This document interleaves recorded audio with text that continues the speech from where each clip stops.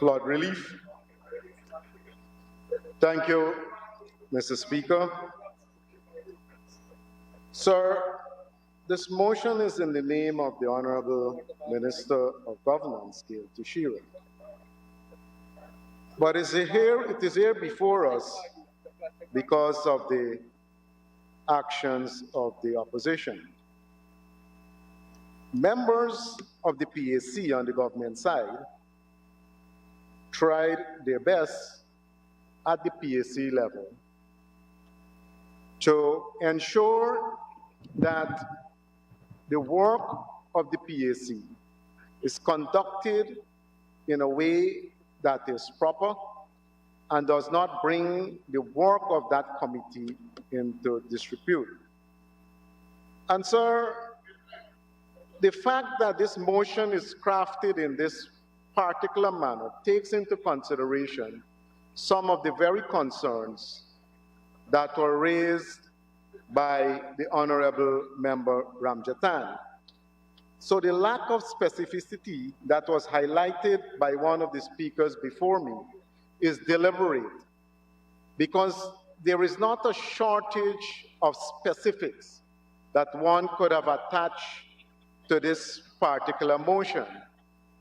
And I think it is out of consideration of the consequences of those specifics and implication for action outside of the jurisdiction of this House, that the motion was crafted in this particular manner.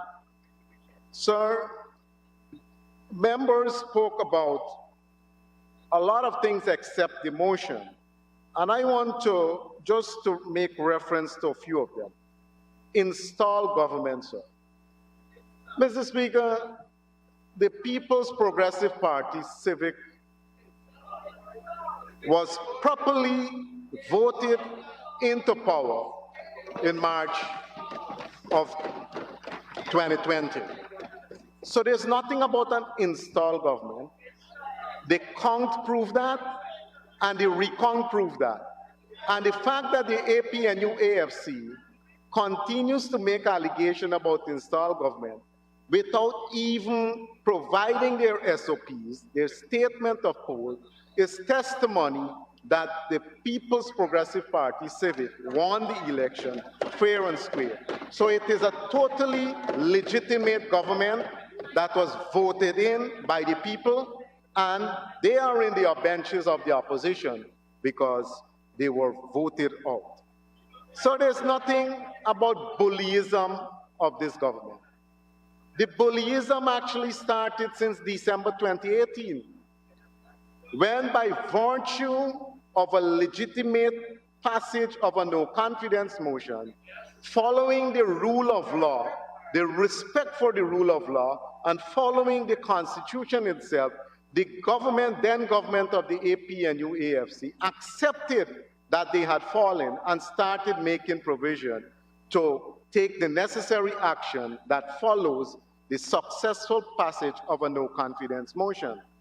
And then they were advised by the back office boys as to what steps to take. And then came about the notoriety of 32 is greater than 33. And then came about the story about 32 and half and round up and all this sort of thing. So the bullyism started there, sir. And then it continued because one recall that there is a particular provision for the nomination and then appointment of the chairman of the Guyana Elections Commission. And the proper things were done by the submission of one list, two lists, the third list, and numerous upstanding Guyanese were deemed not fit and proper. And then in the continuation of that bullyism, the then president unilaterally, and ironically it was another Patterson, unilaterally not only nominate but also appoint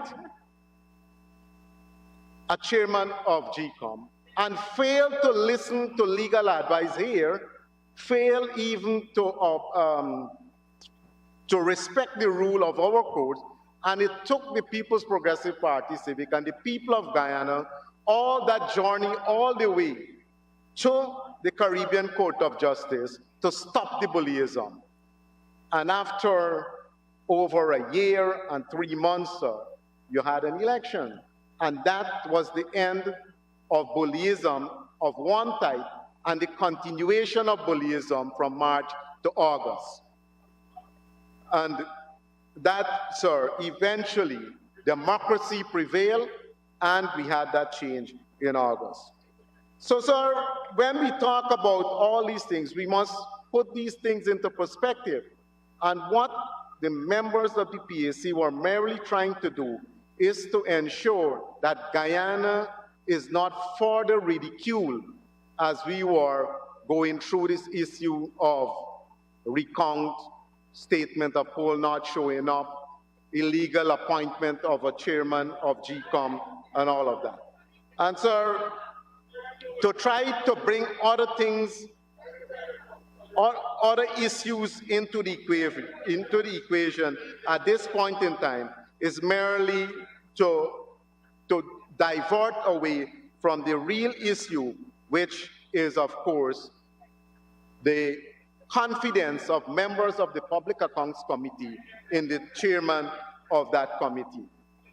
Tyranny of numbers, sir, is another phrase I had just heard.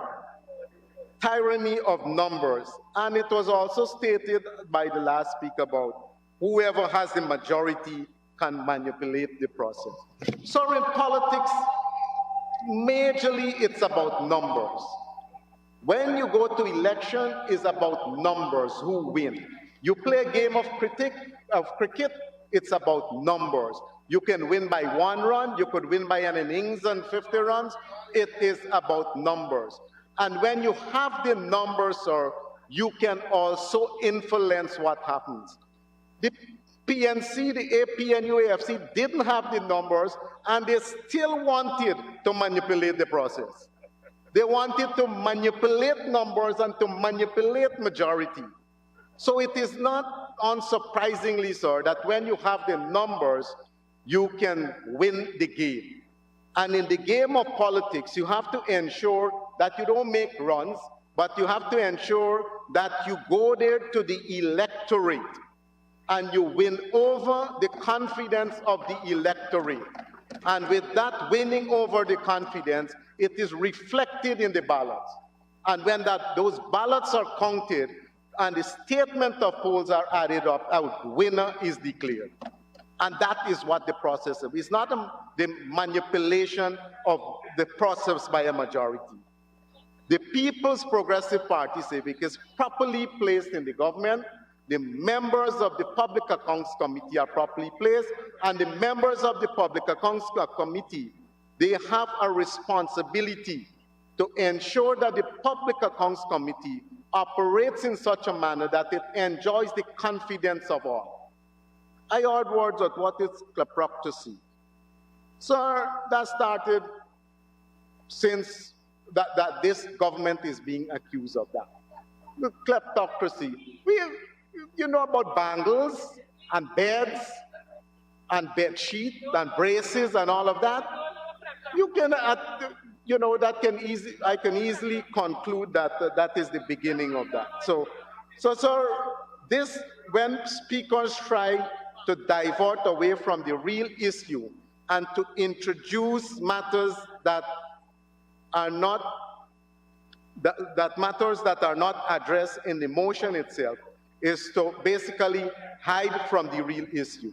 And the real issue here, sir, is that members of the Public Accounts Committee does not enjoy the confidence, the majority of the members of the Public Accounts Committee does not enjoy the confidence of the chairman. And it is important not only for the majority of the members of the Public Accounts Committee, but it is important for this country and our electorate and our people enjoy the confidence of the Public Accounts Committee as we seek to provide oversight and scrutiny to the spending of the taxpayers' dollars.